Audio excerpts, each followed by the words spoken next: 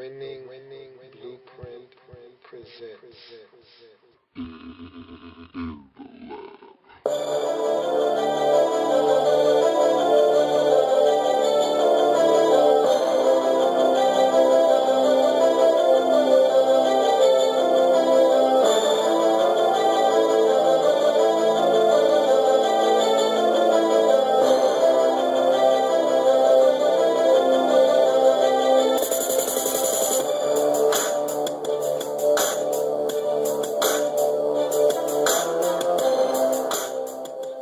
In the Lab Room.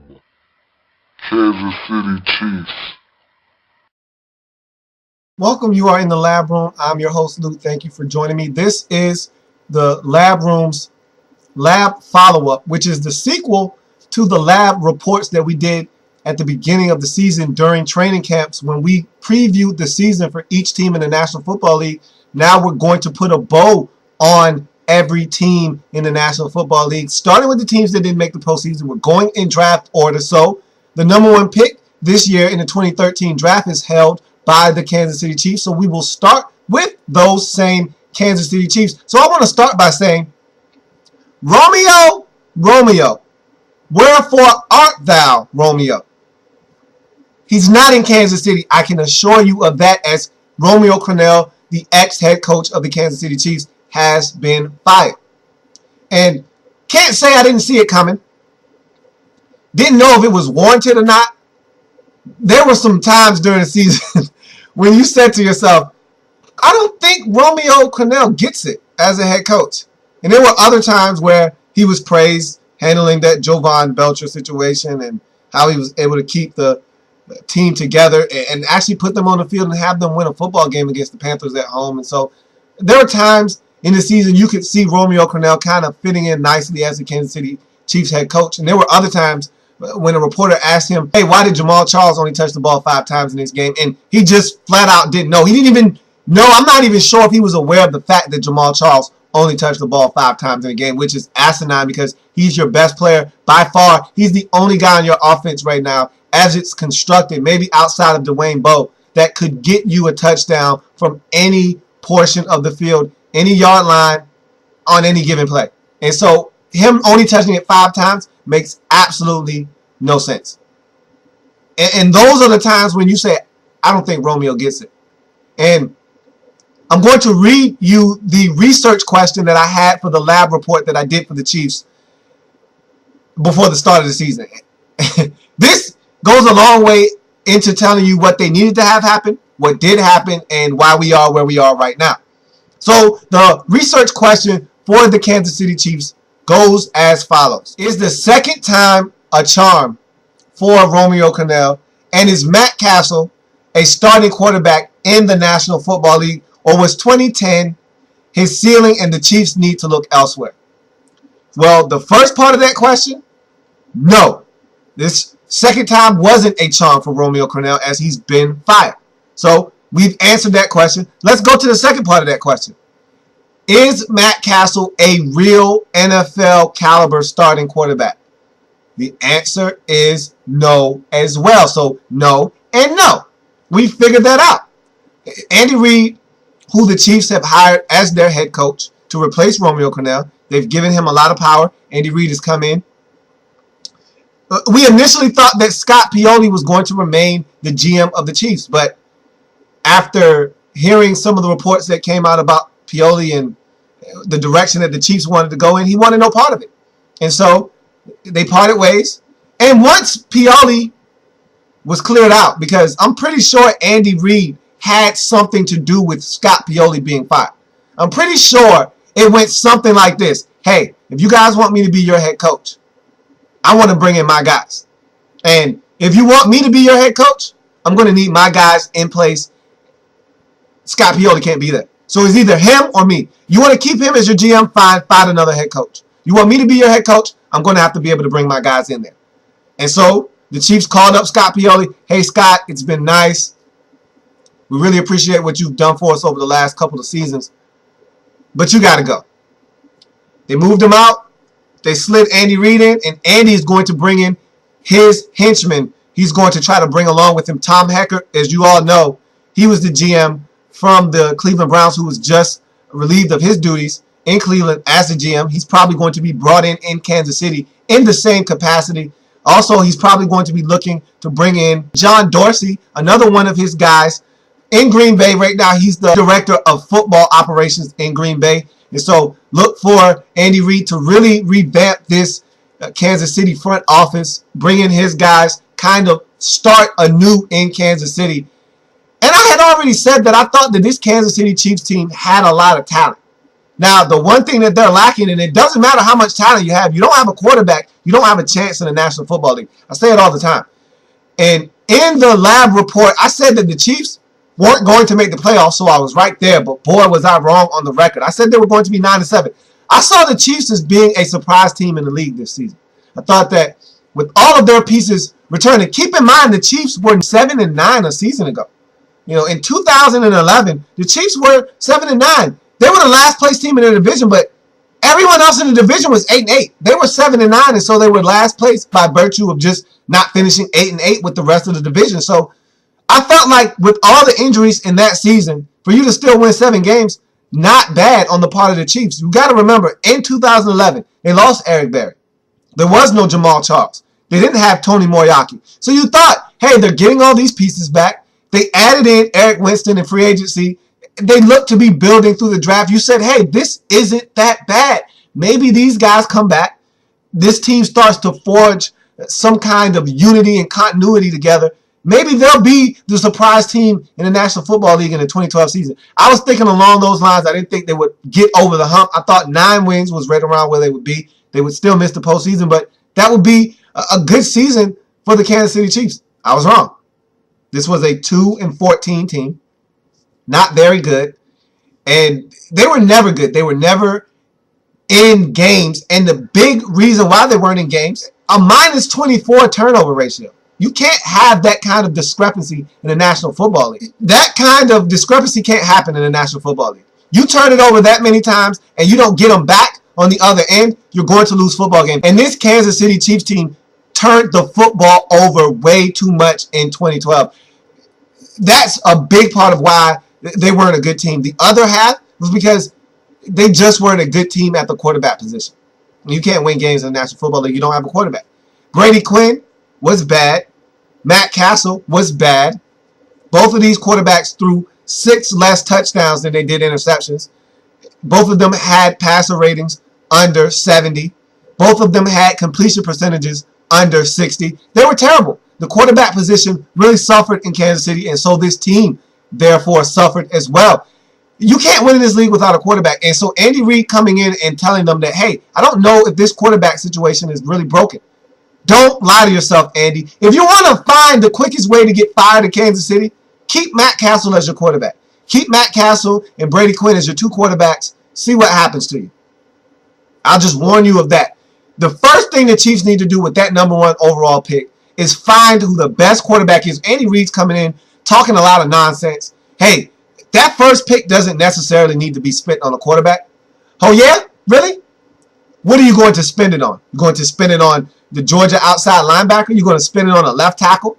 What are you going to spend it on? You need a quarterback. You need a quarterback now. Not tomorrow. Not next week. Not next year. You need a quarterback now. You needed a quarterback yesterday. So your first overall selection in the 2013 draft should be nothing other than a quarterback. So to listen to Andy Reid say that, hogwash. But anyway, the Chiefs, looking at their roster in 2012 and what they need to do moving forward, what are you going to do with Dwayne Bowe? That's probably one of the biggest questions in the offseason, outside of the fact that they need a quarterback. This is your only playmaking receiver right now. A little disappointed in John Baldwin. I feel like he's a guy that can be better than what you've seen thus far. There's more to that story than what we've seen thus far. But when your quarterback situation is as bad as it's been in Kansas City, you can't really fault John Baldwin and the rest of these receivers for really not developing as fast as we would like them to develop. I really thought that Steve Breston was going to be the perfect slot guy. Really haven't heard a lot from Steve Breston, whether it's injuries or just not getting the football or him not catching it. These quarterbacks weren't good, and so you cut the receivers a little bit of slack. But I want to see more from John Baldwin. I think he's a very talented receiver that if given the opportunity, he can make plays in the National Football League. But he's no one's number one. Let's clarify that right now. I feel like he's a perfect complementary receiver. You put him out wide as the number 2. He's your wide receiver. I think he can make plays. I think they need to have Dwayne Bowe back. They have to sign Dwayne Bowe to a long-term deal. Now, does Dwayne Bowe want to be here? I don't know. But they need to find a way to get him back in the fold. I think he's a big cog in their machine offensively, and if he's not there, I don't know if that car that we call the Kansas City Chiefs is going to run as smoothly as it possibly could with the right man under center. So he's a huge reason why I think the Chiefs aren't that bad if they can just get a quarterback. You also look at Jamal Charles. He's the only thing they have smoking on that offense right now. He's the best thing smoking on that offense. Without Jamal Charles, the Kansas City Chiefs don't win a football game this season. Pretty safe to say that. He was the only person you had to game plan for when you played the Kansas City Chiefs. You stop Jamal Charles, you're probably going to win the game. And some teams still found a way to win, even though Jamal Charles went off for 200 yards on them. So Jamal Charles is definitely an integral part of this Kansas City Chiefs team moving forward. He has to stop fumbling, but he's a home run threat in this league. He's as good as it gets in terms of backs with speed that have shiftiness that can take it the distance every time they touch it. You look at the rest of this team, the way it's constructed, the Chiefs have been spending copious amounts of first-round picks on defensive linemen. I think that time is done now. The Chiefs aren't a bad defensive team. And like I said, they're a talented football team if you ask me. They just don't have enough players on offense, or at least a quarterback, to get it done. You look at the Pro Bowl, and that tells you all you need to know from the standpoint of the Kansas City Chiefs. They had 2 or 3 Pro Bowlers just from their roster this year, and they were a 2-win team. So that lets you know there's talent on that roster. Justin Houston, Eric Berry, Tamba Hali, these are all guys that can play at a very high level in the National Football League. So there's talent there. And don't forget about Brandon Flowers. I really like him out at the corner position. The Chiefs have talent. That's not the issue here. That's why they hired Andy Reid, because they have talent. They just need someone to coach it up and push it into the right direction. Of course, a quarterback always helps. But I like the Chiefs. And I think that with the right quarterback, and they have the right coach in place now, they're going to get a new GM and a new guy running their football operations. They're going to be on the right track. Now you just have to get the rest of the pieces to the puzzle, because there are a lot of pieces here. Tony Moyaki out at the tight end position. Dwayne Bowe, if you can keep him in the fold at receiver. I like John Baldwin. I think they need to find ways to utilize him more. I'm really disappointed in their lack of usage of Dexter McCluster. They need to find more ways to get him the football. I thought he had a successful season catching the football out of the backfield, as he was the second leading receiver on his team. But he needs to be more involved in the run game as well. Find ways to get him the ball. He should be like a Randall Cobb type player for the Kansas City Chiefs. Mr. Do-It-All. He's so versatile. He can catch it. He can run it. He's quick. He's shifty. He's fast. Get Dexter McCluster more involved, not just in the passing game, but in the run game as well. I think that's something they need to work on. So I like Dexter McCluster, if you can't tell. I just think there are a lot of pieces which to work with on this Kansas City Chiefs team. I've already talked about guys on the defensive side of the ball.